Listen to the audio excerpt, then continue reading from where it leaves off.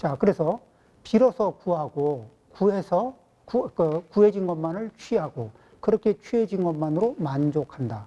그러니까 자기가 신중하게 선택해서 얻어진 함부로 바꿀 수 없는 그런 것들이 있잖아요. 그런 자리에서는 일단 만족점을 찍습니다. 그리고 거기에서 효용성을 어떻게 높일 것인가, 이쪽을 연구를 해야 되겠죠. 자, 이제 그러면은 그렇게 해서 이제 그 출가 수행자는 하루 정오 이전에 한 번만 먹고, 그러니까 한 끼만 보통 드시거든요. 저기 부처님이 한 끼만 먹으라고 했는데 저는 조금 아까도 빵을 먹었습니다. 그만큼 제가 이제 한 끼 기간이 기신 거죠. 그 다음에 같은 나무 아래서 똑같은 나무 아래서 이틀 안 먹고 하루만 먹으라는 거예요.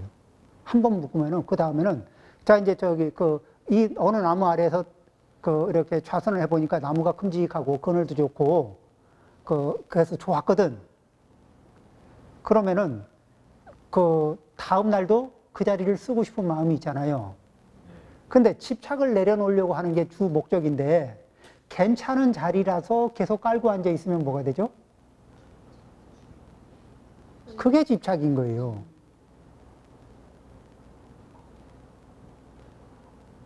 그렇죠. 괜찮은 조건을 계속 깔고 앉아 있으려고 하는 게, 이 부부가 살면서 괜찮은 조건을 나만 계속 깔고 앉아 있고, 그대는 좀 덜 괜찮은 자리를 계속 이렇게 한때 그대에게는 덜 괜찮은 자리만 계속 권유하고 싶다. 그러면은 이렇게 그런 마음이 계속 작동되면은 이게 바라보면서 같이 살면서 바라보면서 서서히 빈정이 상합니다. 이 식상한다 그러잖아요. 사람한테 식상해버리면, 같이 살아야 되는 사람한테 식상해버리면은 이거는 거의 둘한테는 재앙이죠, 재앙. 그죠? 바라만 봐도 식상해서 밥을 먹어도 한 대 때리고 싶고, 물을 마셔도 한 대 때리고 싶고, 이러면 이제 곤란한 거죠.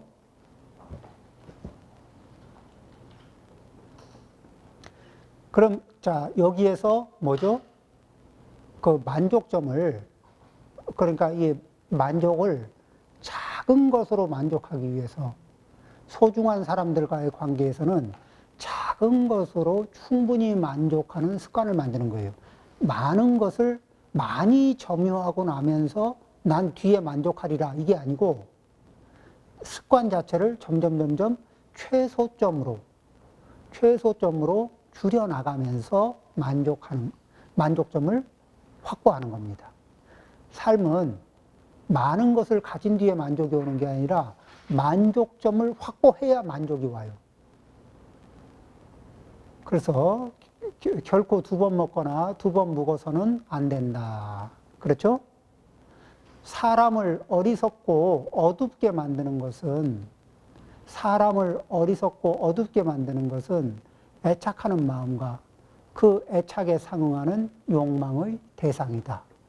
그런데 여기에서 이제 이 애착하는 마음과 그 애착에 상응하는 욕망의 대상인데, 그럼 이제 출가자는 무음, 그러니까 이게 성적인 대상을 두지 않는 거죠. 그럼 이제 제가자는 이 사음을 얘기합니다. 사음.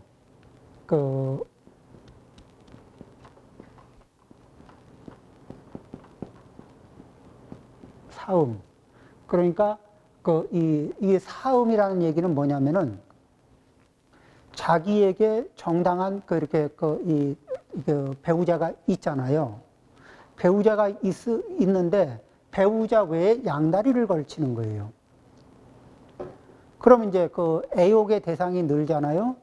그러면은 뭔가 이게 드디어 이제 이게 삶이 확장되면서 행복 지수가 느는가 싶은데, 근데 저는 이게 이제 스님이다 보니까 보통 다른 사람들의 삶을 좀 깊게 들여다볼 기회가 많습니다.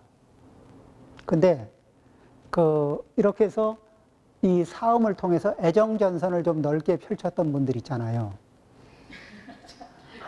이분들이 이제 돌아가시고, 이분들이 살아갔던 얘기들을, 살다가 마무리했던 얘기들을 남아있는 각각의 가족들에게서 얘기를 들어보면은 아주 오묘합니다.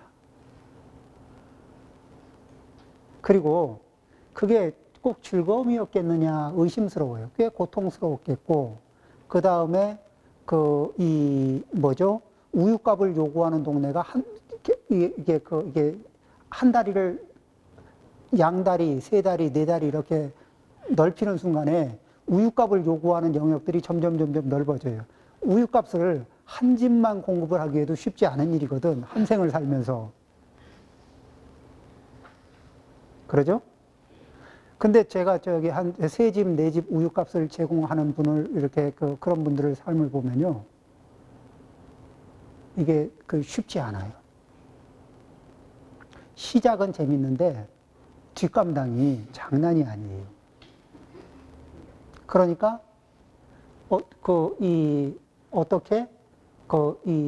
이럴 때는 이 사자 대신에 정음, 자기의 배우자하고 의리를 지키면서 사는 거.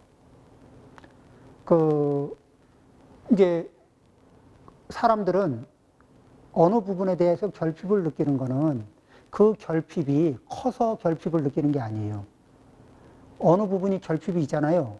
거기에다가 피를 꽂고, 그러니까 이런 거 아시죠? 지나가다 옷을 봤는데 저 옷이 언제 입으면 딱 좋을 것 같은 그 느낌 피를 되게 강하게 팍 꽂잖아요? 그럼 이제 그게 없으면 안 되는 거야. 근데 그 옷이 딱 좋을 것 같아. 그래서 이제 아주 무리를 해서 그 옷을 샀거든. 그런데 그러면 입으면 딱 좋을 만한 그 상황이 무슨 일로 취소가 됐어. 옷은 물을 수도 없고, 더 입을 수 있는 딱 맞는 상황도 없고, 그렇듯이 허망해요. 뭐냐면은, 사람은, 전염이 됩니다. 내가 이기적이잖아요? 그러면은, 나하고 같이 사는 사람들도 이기적인 마음이 전염이 됩니다. 그 다음에, 내가 이타적이잖아요? 그러면은 내가 이타적이면서 그냥 이타적이기만 하면 상대한테 하인이 되거나 시녀가 됩니다. 그런데 내가 이타적이잖아요? 그러면 편안하게 이타적인 행동을 하면서 그러면서 이런 얘기도 하는 겁니다. 아, 나는 저것도 저런 것도 이렇게 좋아하는데. 그런데 작은 것으로 편안하게 만족하는 거예요. 다른 사람이 이타적인 행동을 할 수 있는 동기를 제공하면서 내가 이타적인 겁니다. 아, 길 가다가 난 붕어빵 좋아하는데. 그렇죠? 아, 저 봄에 산딸기 나오는 철에 산딸기 저거 맛있겠다. 나 저거 좋아하는데. 어렵지 않은 거로 크게 기뻐하고 크게 만족스러워하고 그래서 다른 함께 하는 분들이 쉽게 이렇게 내가 좋은 악기가 되는 거예요. 좋은 악기란 음악가들이 연주를 해보면은 쉽게, 편하게 좋은 소리가 나는 거예요.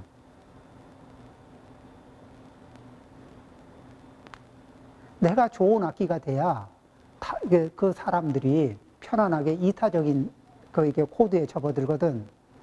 내가 연주가 엄청 안 되는 악기가 돼버리면은 굉장히 힘들어요. 그러죠? 이렇게 해도 저렇게 해도 코드를 못 잡겠어. 그래서 그걸 꼭 말로 해야 알아? 알아서 해야지? 라는 거는 무조건 포기하십시오. 그러니까 이 방향 표시를 계속 붙여놔야 돼. 그게 뭐예요? 길 가다가, 이제, 같이 차를 타고 가는데, 언덕 위에 찻집이 근사한 게 있어요. 좀 쉬면서 저기서 그 사진도 찍고 좀 놀다가 가고 싶어. 그래. 저기, 저 언덕에 이 찻집이 있네요. 있네. 커피 한 잔 할래요? 커피? 커피 생각 없거든. 그러니까, 생각 없어? 근데 커피가 다가 아니잖아. 원하는 건 커피가 다가 아니잖아. 그럼 어떻게 해요? 저기 찻집이 있네?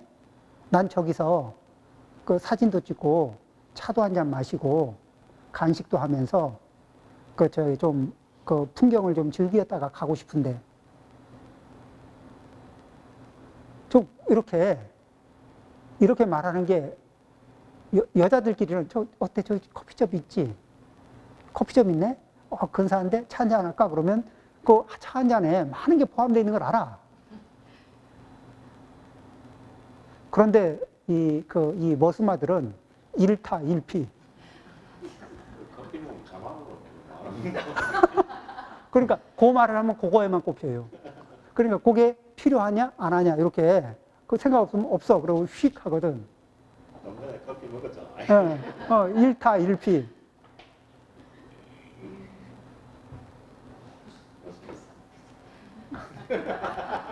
일타쌍피 때문에. 일타쌍피 잘 안 나와요. 그러니까 그런 식으로 스스로를 이렇게 이 표현을 해야 돼요. 내가 이기적인 것도 전염이 되고 이타적인 것도 전염이 되는데, 근데 보통은 이타적인 거는 그 방향 표시를 해줘야, 그리고 자기가 노력을 했는데, 자기가 노력했는데 노력한 거 대비 많이 기뻐하고 정말 진심으로 기뻐하고 행복해 하잖아요. 내 작은 노력으로 누군가가 행복해 한다면은 그 일을 왜 안 하겠어요? 근데 했는데 기쁜지 좋은지 안 좋은지 반응이 없어. 때로는 짜증이 나오고 막 이렇게 뭐가 역효과가 날라와. 그러면은 우씨 다시 하나 봐라. 그러니까 다른 사람에게 내가 이타적이 되고 공감을 하고 이타적이 되는 것도 쉬운 일이 아닙니다. 노력을 해야 돼요. 그게 습관화되기까지는 많은 노력을 해야 돼요. 습관이 되면 덜 힘들어요. 그리고 다른 사람도 습관화 시켜야 되잖아요. 그러기 위해서는 작은 것으로 만족하는 연습을 가져야 돼요. 그 다음에 충분히 넉넉하게 만족하고 계속 방향 표시를 알려주고. 알려주기도 전에, 아니, 그걸 꼭 말로 해야 하나? 지가 알아서 눈치껏 감을 잡아줘야지. 그래야 내가 기쁨이 2배 될 거 아닌가? 기쁨 2배 누리다가 2배는 그만두고, 마이너스가 그렇습니다. 여기 한번 마저 읽어보겠습니다. 그래서 이 사람의 이렇게 가정생활하는 사람을 어리석고 어둡게 만드는 것은 애착하는 대상, 양다리 3다리 넓혀가지고 애착하는 마음과 그 애착에 상하는 욕망의 대상을 늘려버리면은, 그러면은 이제 인생 꼬이는 겁니다. 자, 한번 읽어볼게요. 3번째 장. 부처님께서 말씀하셨다. 머리카락과 수염을 깎아버리고 사문이 되어 불도의 수행법을 받아들이는 사람이라면 세속에서 소유했던 재물을 모두 버려두고 빌어서 구하고 구해진 것만 취하며 그렇게 취해진 것만으로 만족해야 한다. 하루에 정오 이전에 한 번만 먹고 같은 나무 아래에서 하룻밤만 묵을 뿐 결코 2번 먹거나 2번 묵어서는 안 된다.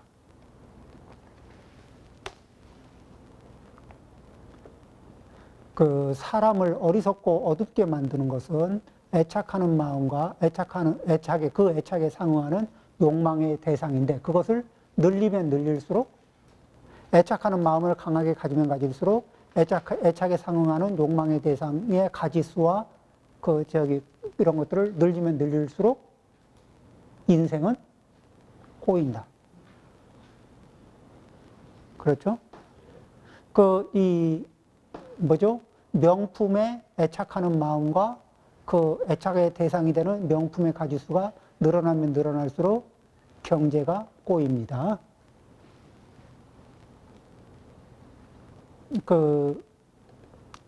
필요한 거는 있어요. 명품도 필요할 수가 있고, 근데 이게 의미가 있게 유지하는 거하고, 누구한테 지기 싫어서 소유하는 게 있거든요. 그걸 비교라 그래요. 비교에 의해서 추구하는 거. 이게, 음식을 내 몸에 맞게 먹는 거는, 양이 많은 사람은 좀 많이 먹을 수 있고, 적은 사람은 적게 먹을 수 있잖아요. 근데 누구보다 적게 먹는 게 싫어서 많이 먹는 사람. 누구 많이 먹는 거 대학. 이게 무모한 짓이거든. 그래서 비교를 한다. 비교를 하면 두 가지 중에 하나를 얻어요. 비교해서 우위를 점하면은 교만해지고, 비교를 하다가 이 아래를 점하게 되잖아요. 그러면은 비참해져요. 그리고 교만하면 적을 만들어요. 관계 속에서 왜 교만을 떠는 사람은 뒤에 그 사람이 없는 자리에서 보면 전부 다 적으로 쫙 돌아서잖아요. 그러죠? 그래도 나도 찬스가 오면 내가 한번 교만을 제대로 떨고 싶거든. 그 사이에, 나 모르는 사이에 많은 적을 만듭니다. 그리고 비교해서 열등해지면 인생 비참한 건 말 못합니다. 그러니까 그런 비교를 벗어나서 나에게 의미 있는 인생을 사는 지혜가 필요해요. 그리고 나에게 소중한 사람들하고 쉽게 행복해지기. 까다롭게 행복해지기 말고, 좀 쉽게 행복해지자고. 집에 보일러 틀었는데 아주 까다롭게 따뜻해지는 집 말고, 보일러 틀면 좀 금방 쉽게 좀 따뜻해지는 집. 그죠? 그런 것처럼. 그렇게 까다롭게 행복해지는 거 말고 좀 쉽게 행복해지는 그런 관계 상태를 가지면 좋겠습니다. 마치겠습니다.